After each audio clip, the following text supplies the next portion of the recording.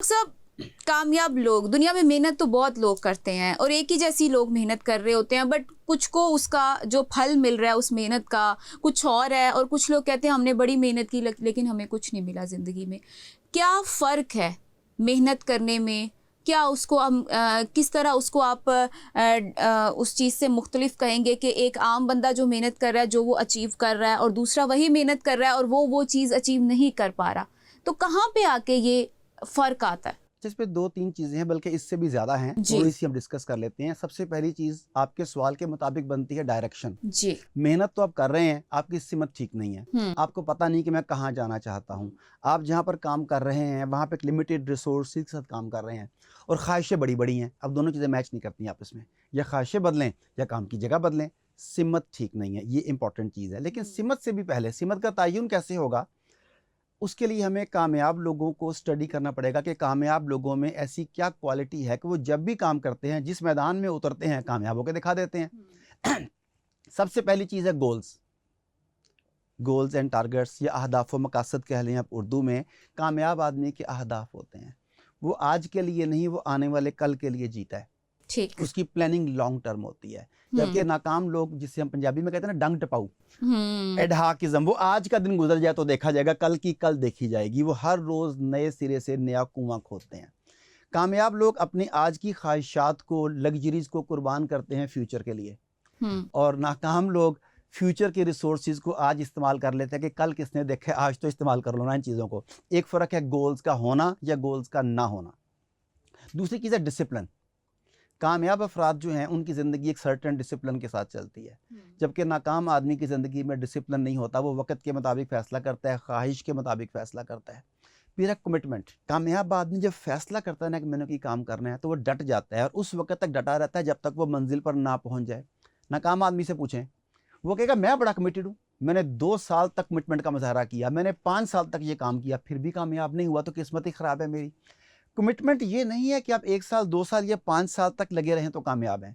Commitment का मतलब है कि जब तक मंजिल ना मिल जाए उस वक़्त तक डटे रहें, तब आपको कामयाबी मिलेगी। फिर लोग कहते हैं जी रिसोर्सेज़, वो तो जी सोने का चम्मच लेके पैदा हुआ था, उसे रिसोर्सेज़ बहुत थे इसलिए वो कामयाब हो गया। सबसे बड़ा रिसोर्स अल्लाह रब्बुल इज़्ज़त ने सभी को सेम दिया है, दैट इज़ टाइम। मेरे पास, आपके पास, हम सबके पास दिन 24 घंटे का है, घंटा 60 मिनट का है, मिनट 60 सेकंड का है, ये सबका यही रूटीन है हमारी। अब कामयाब आदमी अपने टाइम को मैनेज करता है, वो अपने वक़्त से बेहतरीन इस्तेमाल करता है, उसमें से बेहतरीन चीज़ें कशीद करता है। एक आदमी उठेगा ही 11 बजे सुबह, वो कहता है मैं नाइट बर्ड हूँ, कोई बात नहीं मुझे, लेकिन जो एक पीक टाइम है उसे वो नहीं मिल रहा, अनब्रोकन टाइम उसे नहीं मिल रहा। ज़िंदगी में सोचने के लिए जो अनब्रोकन टाइम चाहिए, वो अपने टाइम को मैनेज करता है कामयाब, और नाकाम आदमी टाइम को मैनेज नहीं करता। और time management basically life management है। जिसने अपने टाइम को मैनेज कर लिया, उसने अपने लाइफ को मैनेज कर लिया। एक और चीज़, ये बुनियादी फ़र्क है। फिर है ज़िम्मेदारी। कामयाब आदमी अपने आमाल की ज़िम्मेदारी भी लेता है और उनके नताइज की ज़िम्मेदारी भी लेता है। आपने बेशुमार लोगों को स्टेज पर, टीवी पर, माइक पर आके टाई शाई ठीक करके ये कहते सुना होगा कि मैंने बड़ी मेहनत की, दिन रात मेहनत की, कई दफ़ा नाकाम हुआ, अल्लाह ने मदद की और अल्लाह के फजल से आज मैं इस मकाम पे हूँ। वो ये बात कहता है कि मैंने ये किया और उसके नतीजे में मैं इस मंजिल पर खड़ा हूँ। क्या आपने कभी किसी नाकाम आदमी को फटे पुराने कपड़ों के साथ, बेतरतीब बालों के साथ, बुझी हुई आंखों के साथ ये कहते हुए सुना कि मैं आज नाकाम आदमी हूँ और अपने करतूतों की वजह से हूँ या अपनी हरकतों की वजह से हूँ? कभी किसी को कहते हुए सुना आपने? नहीं। हमेशा नाकाम आदमी आमाल और उनके नतीजे की जिम्मेदारी किसी और पे डालेगा। मेरी कंपनी ठीक नहीं थी, बेगम ठीक नहीं थी, शौहर ठीक नहीं था, माँ बाप लड़ते थे, असातिज़ा ठीक नहीं थे, मैं छोटे शहर में पैदा हुआ, जब कुछ और नहीं तो किस्मत ख़राब थी मेरी। लेकिन जैसे कि आपने बात की कि जो है एक बंदा सुबह 11 बजे 12 बजे उठ रहा है और फिर कहता है कि वो मैं मेहनत तो कर रहा हूँ लेकिन मुझे उसका आउटपुट नहीं मिल रहा। अगर हम एक मज़दूर की बात करें तो मज़दूर भी सुबह अर्ली मॉर्निंग उठता है और रात तक वो मज़दूरी मेहनत करता है, और एक अगर हम कामयाब बंदे की बात करें और वो भी मॉर्निंग में उठता है, बट दोनों की अचीवमेंट्स, दोनों का आउटपुट जो उनको हासिल होता है वो टोटली डिफरेंट होता है। तो ये क्या है कि इसके लिए सुबह उठना ही ज़रूरी है या स्मार्ट वर्क होता है? सुबह उठना एक एग्जाम्पल दिया कि आप लोग बिस्तर पे अंगड़ाइयाँ लेते रहते हैं, काम कोई नहीं करते हैं, वक्त ज़ाया करते हैं। जहाँ तक आपने गरीब आदमी की, ये मजदूर की, किसी कारपोरेट बिजनेस टाइकॉन की बात की है, उसमें एक और फ़र्क है। ख़वातीन को कपड़े ख़रीदने का बहुत शौक़ होता है, शॉपिंग करने का, मेकअप का बहुत शौक़ होता है। 4-5 दुकानें हैं, एक दुकान के ऊपर 1 लाख रुपए का माल पड़ा हुआ है, एक दुकान पे 10 लाख का है, एक दुकान पे 10 मिलियन का है और एक पे 100 मिलियन का है। वैरायटी किसके पास ज़्यादा होगी? 100 मिलियन वाले के पास। आप शॉपिंग करने किसके पास जाएंगी? जिसकी वैरायटी ज़्यादा होगी, ताकि मुझे चॉइस अच्छी हो जाए। उस दुकानदार ने चूंकि अपनी दुकान पर इन्वेस्ट ज़्यादा किया है, इस वजह से क्लाइंट ज़्यादा आता है उसके पास। Same goes with you and me, ये हम हमारे तरह के तमाम लोग, हमने अपने ऊपर कितना इन्वेस्ट किया है। जिस मज़दूर की आप बात कर रही हैं, जब वो छोटा सा था उसने उस वक्त से कमाना शुरू किया, जबकि जब मैं छोटा था मेरे वालिदैन मुझ पर इन्वेस्ट करते थे। मेरे ऊपर इन्वेस्टमेंट हो रही थी, वो पैसे ला रहा था, एक इन्वेस्टमेंट का फ़र्क आ गया। इसी तरह कुछ और मज़दूर थे जो पढ़ नहीं सकते थे या अफोर्ड नहीं कर सकते थे, वो दिन को मजदूरी करते थे, शाम को प्राइवेट पढ़ते थे। यानी पहले कमाते थे, फिर अपने ऊपर इन्वेस्ट करते थे ताकि मैं अपनी दुकान को, अपनी सेल्फ वर्थ को बड़ा कर सकूं।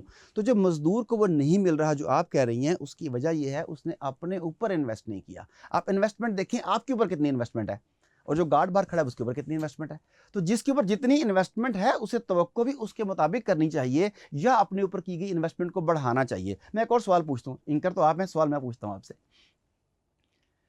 जब तक आप स्कूल, कॉलेज, यूनिवर्सिटी में पढ़ती थी या पेरेंट्स के साथ थी, आपसे मुराद सिर्फ आप नहीं है, सबको मैं कह रहा हूँ, तो हमारे पेरेंट्स ने हमारे ऊपर इन्वेस्ट किया।